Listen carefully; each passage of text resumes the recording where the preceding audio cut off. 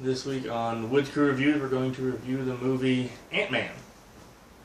So, what do you think of the opening of Ant-Man? How do you think that went? Thought it was good. They introduced the characters well.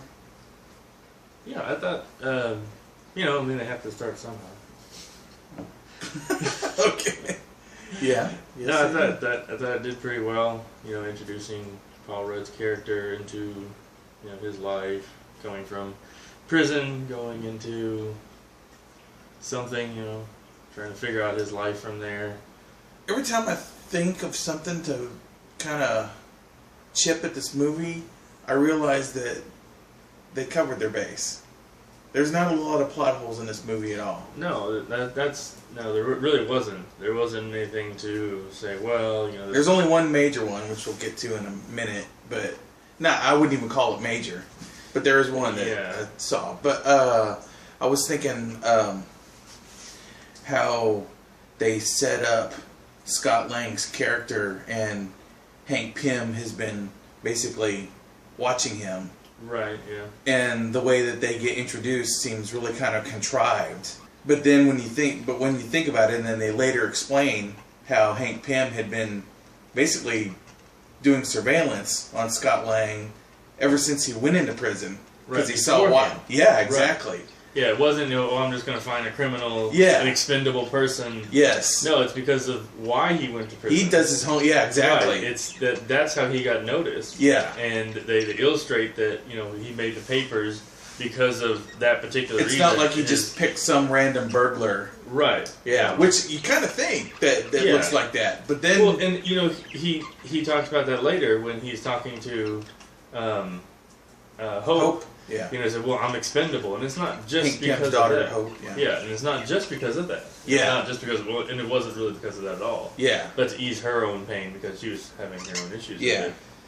But it's because of, his ideas, the way he wanted someone, a particular way of thinking, that yeah, kind of exactly. So that's what I really like about the movies, and it is Marvel is kind of getting into like a formula of how they're doing their superhero movies, but I think it's a good formula. Yeah. And that they cover all of their bases pretty much. They don't leave a lot of gaping plot holes. Well, I mean, you get that these movies have enough budget, and there's enough story out there with all the comic books to be able to cover anything you want. Yeah, but you see the way some other movies are done, and they leave lots of plot holes with their superhero movies and the questions and all this good. But they do a good job of covering all that stuff up. No, I thought the intro leaves enough questions for you to go on to get answered later on. Yeah, and in the middle part of the movie, we get into the training montage. Right, you learn about Cross, and you learn about the issues that have gone on. Yeah, and then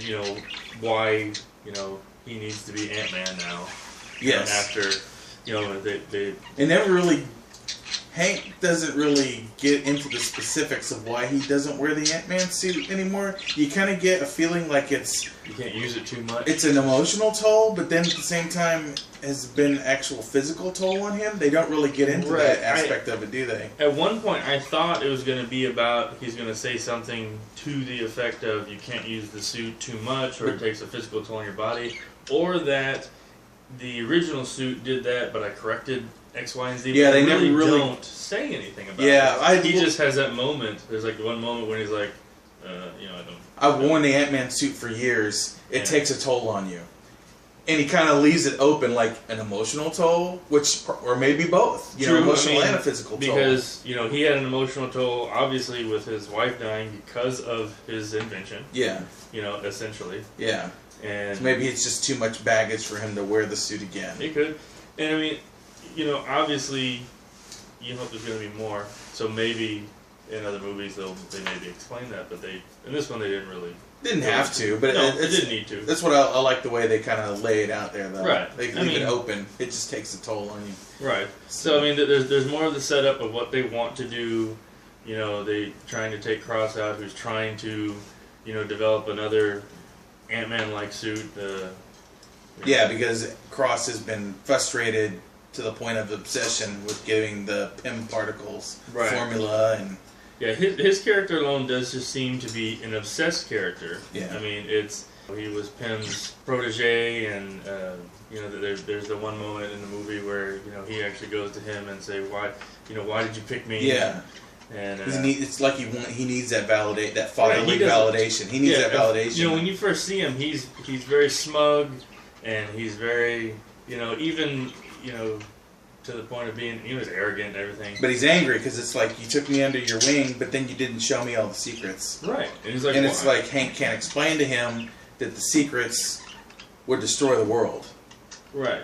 Because if the military were to get this technology, they would no doubt misuse it. Oh, of course. Right. Yeah, I mean, they and he doesn't care. Yeah, no, he doesn't care. He just wants it for whatever reason. Right. Just like any obsessed person, you know, like, I don't care what. And he is kind of, his character is a bit one-dimensional in that. It doesn't really get beyond. Yeah. They don't have like the heart-to-heart moment where, you know, am I doing the right thing? No, I don't give a crap about any of that stuff. No. It's just, you know, you're the bad guy. They just stamp the bad guy stamp on him, and they leave it as it is. They leave the character development up to the good guys, basically. Right. Which is the Marvel formula for their movies. Yeah, I mean, and you don't, I mean, to an extent, you don't want, as the story goes, you don't want a heart-to-heart because you want to take him down. And if you know, if you don't want to feel bad for him anymore, like, you're just going to want to have to take him down at some point. Yeah. And, you know, the Hope character, you know, from the beginning, you know, is Hank Pym's daughter, Hope. Right. Pym, has been you know, she's kind of the double agent in the whole thing. And, you know, you see that maybe she could go either way, but, you know, she's obviously the only one that he talks to, that Cross talks to, or anything, I guess. Yeah, she realizes how off the rails he is, so she finally goes back to her dad and wants to help her dad in this plot to take him down. Take Cross down, yeah. Right, because he's just going too far. So I like the Ant-Man character as a character. I like the whole sidekick thing with all the ants and all that different stuff. That's a really interesting part to Ant-Man alone.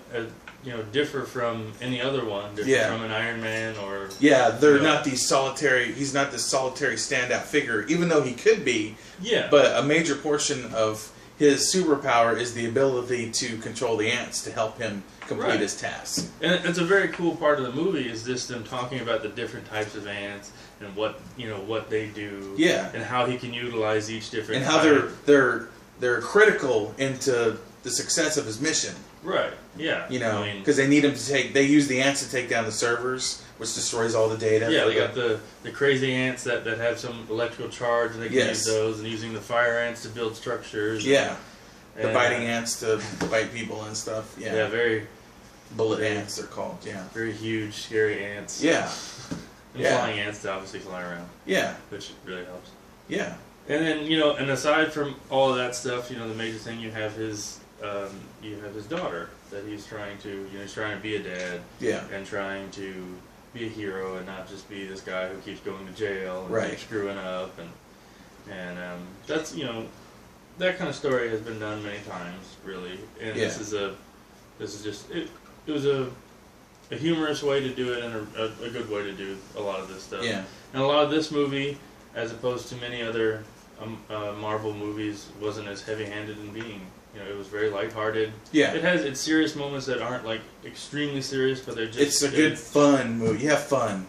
Right. I wouldn't call it a fluff movie though. No. I mean, it's really.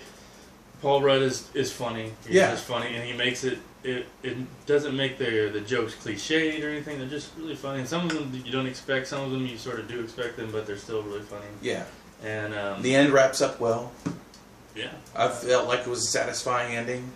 Yeah, I mean, I have a different perspective on the very end, at least with the whole family getting together with the new husband. And and them all just being having a family table. I can understand, you know, being being friendly and being nice but actually just all sitting down and hanging out and having dinner together is. I don't know. I don't see that happening, but that's my own, you know, feeling on that kind of thing. Mm-hmm. And going back to the beginning, as far as it being lighthearted, the sidekicks. Yeah, but his comedy throughout the entire movie. Yeah. And Paul Rudd was funny, but that guy was really funny. Mm-hmm. And the way his little stories throughout the movie and the sidekicks. Yeah, the three sidekicks. Scott Lang's three little sidekicks, or whatever. There. Yeah. his little micro stories inside this thing were really hilarious. Yeah, and a really interesting way to tell the stories. Yeah, because they're all even though they're different characters saying the words, they're still in that character's voice. Yeah, so it's entertaining. You have like a little Asian woman speaking as a Latino male, and his mannerisms and his way of speaking in the same way. And Stan Lee speaking in his voice as well. That part was really hilarious. Yeah, those little stories are really funny. And I'm glad. And it looks like they'll probably keep those sidekicks around too. I think so. That they didn't. They're again somewhat one-dimensional as well, but they don't really need a ton of backstory. No, either. I mean, you just have the computer guy. You have the wheels guy, and then you have Michael Pena. Yeah, and they serve their purpose within the story. Right. There's no need to get too heavy into them. Right. It's a really solid, Marvel movie. I don't think it's a fluff movie in any way, and I don't think that he's a lesser Marvel hero than any other ones. I thought. No, he's a more interesting Marvel hero to me, actually. I think it is. I mean, even though I know when I saw the preview, I didn't think, I was like, I don't know how they're going to do Ant-Man and with Paul Rudd, and is he just going to turn out to be, something more of just a comedy or a fluff thing? But it really turned out really well, and I thought they did a really good job. Okay. So, on the scale of see it, stream it, or skip it, what would you say? I'd say see it. Yeah. I agree, see it too. Yeah, this is one that I would definitely see in the movies. I'd probably see it at home, wherever you can see it. This movie was really, really good. Definitely see it. If you can see it in the movie theater, go see it in the movie theater. Definitely. If we're a little late with the review here, it's about 2 weeks since it released. Yeah. But if you can't get to see it in the theater, definitely stream it.